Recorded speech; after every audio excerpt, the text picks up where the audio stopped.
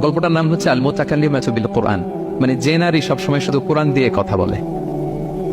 আব্দুল্লাহ ইবনে মুবারক অনেক বড় মুহাদ্দিস, হজ করে ফিরতেছেন, হঠাৎ দেখেন এক বৃদ্ধা মহিলা, বয়স্ক মহিলা চাদর গায়ে দিয়ে শুয়ে আছে। তো এটা অনেক বড় একটা কনভারসেশন, আমি কনভারসেশনটা আপনাদেরকে শোনাই। উনি কাছে গেলে যে সালাম দিলেন, আসসালামু আলাইকুম রাহমাতুল্লাহ। সালামের উত্তরে বৃদ্ধা মহিলা স্বাভাবিকভাবে উত্তর না দিয়ে একটা কোরআনের আয়াত তেলাওয়াত করলেন। তেলাওয়াত করলেন সালামুন কাওলাম মির রাব্বির রহিম, মানে দয়াময় প্রতিপালক আল্লাহর পক্ষ থেকে তোমার প্রতিও সালাম। এটা একটা কোরআনের আয়াত, কিন্তু এটা দিয়ে উত্তর হয়ে যায় সালামের। কি বলেন? আচ্ছা কেন? এবার আব্দুল্লাহ ইবনে মুবারক জিজ্ঞেস করলেন, মাযা তাসনাঈনা ফি হাযাল মাকান, এখানে কি করেন আপনি, কি করতেছেন একা একা? এই প্রশ্নের উত্তরেও ভদ্রমহিলা একটা কোরআনের আয়াত তেলাওয়াত করে দিলেন। উনি তেলাওয়াত করলেন, ওয়ামাই ইউদ্লিল ফালা হাদিয়া লাহ, মানে আল্লাহ যার পথ ভুলায় দেয় তার পথ দেখানোর কেউ নেই।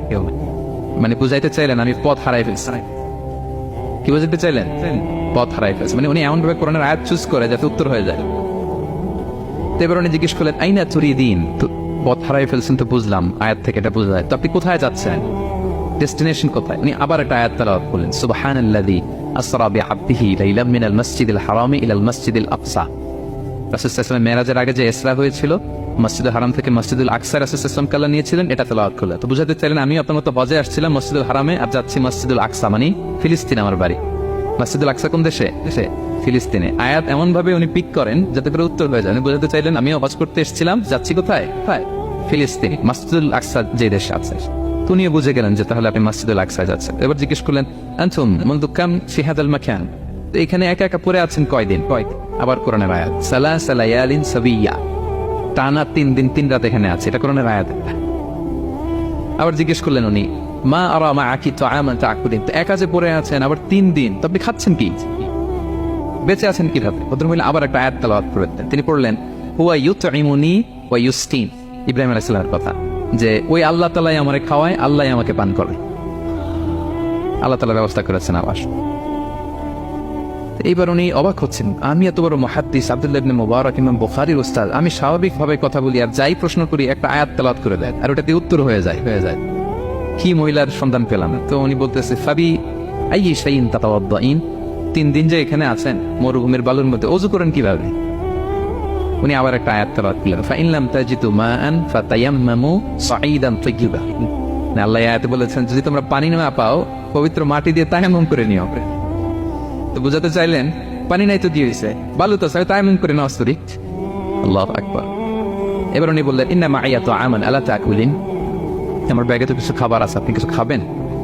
আবার কোরআনের আয়াত, সুম্মা আতিম্মুস সিয়ামা ইলাল লাইল, আল্লাহ আয়াতে বলেছেন তোমরা রোজা ফজর থেকে শুরু করে সন্ধ্যা পর্যন্ত পূর্ণ করো।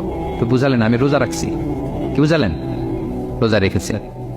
এবার উনি একটু মাসালা খাটাইতে চাইলেন, ভাবলেন যে বুড়ি তুমি আমার সাথে শুধু কোরআন দিয়ে উত্তর দিচ্ছ, দাঁড়াও তোমাকে আমি আটকাইতেছি। উনি মাসালা খাটাইলেন যে ফাকুলতু লাহা লাইসা হাদা শাহরু রমাদান, তো রোজা রাখছেন মানে এটা তো রমজান মাস না, হজ করে ফিরতেছি আমরা জিলহজ মাসের শেষের দিক, কিসের রোজা? ওই মহিলা আবার একটা আয়াত তেলাওয়াত করলেন যে ওমান তাতাওয়া খায়রান ফাইনাল্লাহা শাকিরুন আলিম, আমি রমজানের ফরজ রোজা তো রাখিনি, এখন আমি নফল রোজা রেখেছি। আয়াতের অর্থ হচ্ছে তোমরা নফল যা করো এগুলো প্রতিদান আল্লাহ তোমাদের বুঝিয়ে দেবে। রমজান না ঠিক আছে জিলহজ, কিন্তু আমি কি রোজা রেখেছি? নফল রোজা। এইবার উনি ধরছেন মাসালা, এবার বলতেছে উবি হালান আল ইফতার ফিস সাফার, সফরে তো রোজা ভাঙা যায়, রোজা তো ভাঙা যায়, খান একটু।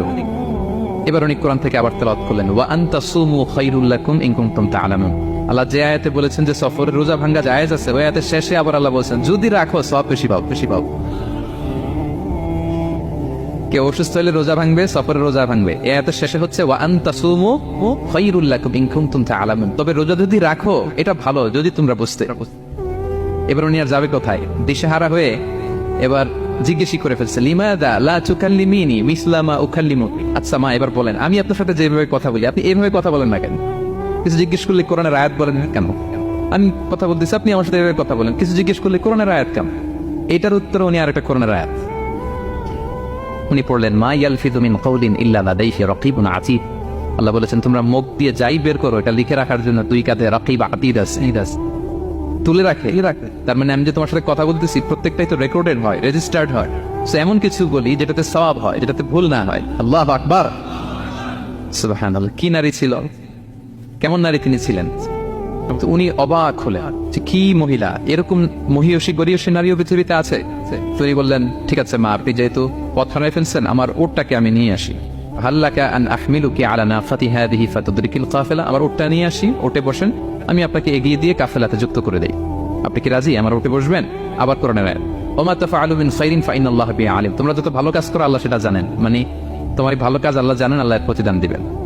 কলা ফানাফতু নাকাতি, আমি ওট বসালাম এবং বললাম ওঠেন। উনি যখন উঠতেছে আমি এভাবে তাকায় আছি, আমি যে তাকায় আছি, উনি একটা আয়াত তেলাওয়াত করলেন যে কুল্লিল মুমিনিনা ইয়াগুদ্দু মিন আবসারিহিম, এর অর্থ হচ্ছে নবী হে মুমিনদেরকে বলুন তারা যেন পরনারী দিকে তাকায় না থাকে, চোখ যেন নিচে রাখে,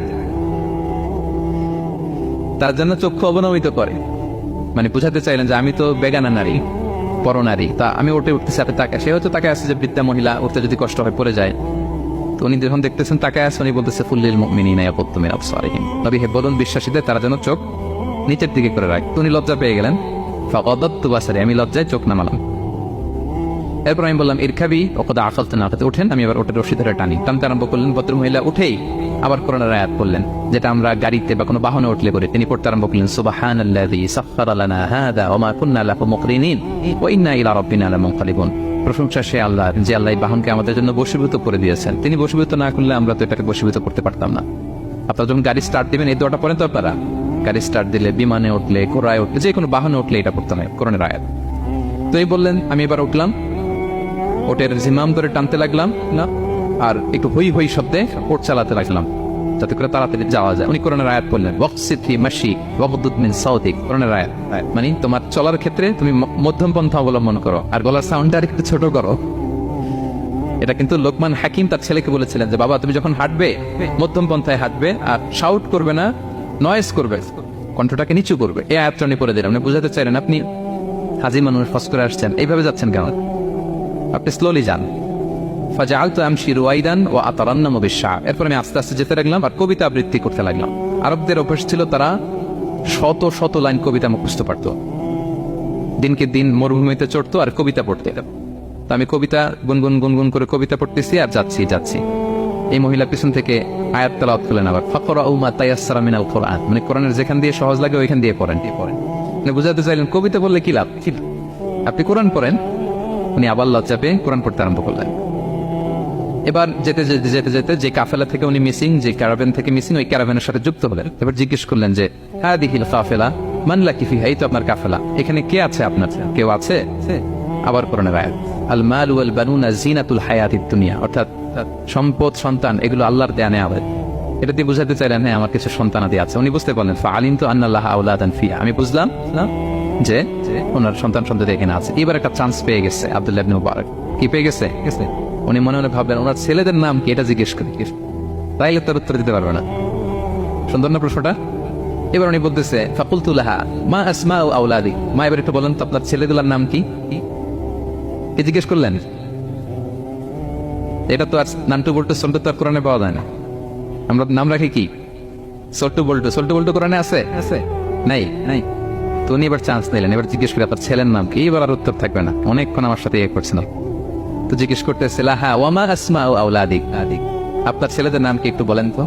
এই প্রশ্নের উত্তরে উনি 3টা আয়াত তেলাওয়াত করতেন। এতক্ষণ তো একটা, এখন কয়টা? এখন 3 নম্বর গিয়ারে চালাইতেছে। উনি প্রথম আয়াত তেলাওয়াত করলেন ওয়াত্তাখাযাল্লাহু ইব্রাহিমা খলিলা, এরপর বললেন ওয়া কাল্লামাল্লাহু মূসা তাকলিমা, সবশেষে বললেন ইয়া ইয়াহইয়া খুযিল কিতাবা বিকুওয়া। আল্লাহু আকবার।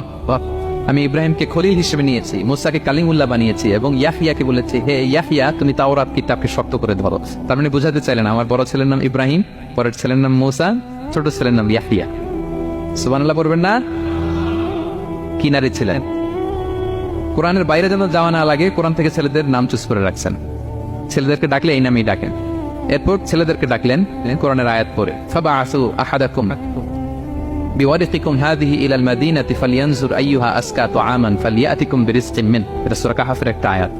গুহাবাসী 7 জন যুবক যখন ঘুমিয়ে পড়েছিল, 309 বছর পরে যখন জেগেছিল, একজনকে টাকা দিয়ে বলেছিল যাও তুমি কিছু খাবার নিয়ে আসো।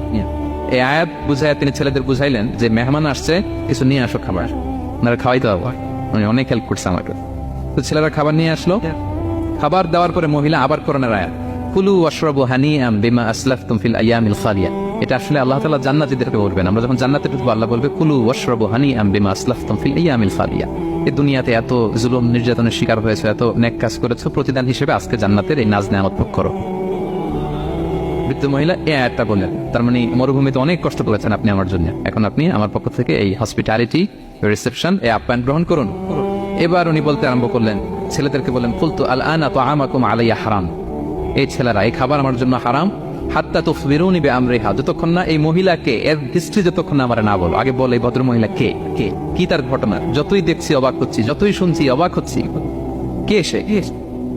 যাই বলি শুধু কোরআন দিয়ে বলে, ঘটনাটা কি? এবার ছেলেরা বলল ফাফলু হাদিহি উম্মুনা, ইনি আমাদের মা। লাহা আরবাউনা সানা, ওনার বয়স 40 বছর। লাম তাতাকাল্লাম ইল্লা বিল কুরআন, জীবনে কোনোদিন কোরআন ছাড়া মুখ দিয়ে অন্য কোনো কথা বলে নাই। মাখাফাতান তাজিল্লা ফায়াসখাতা আলাইহা,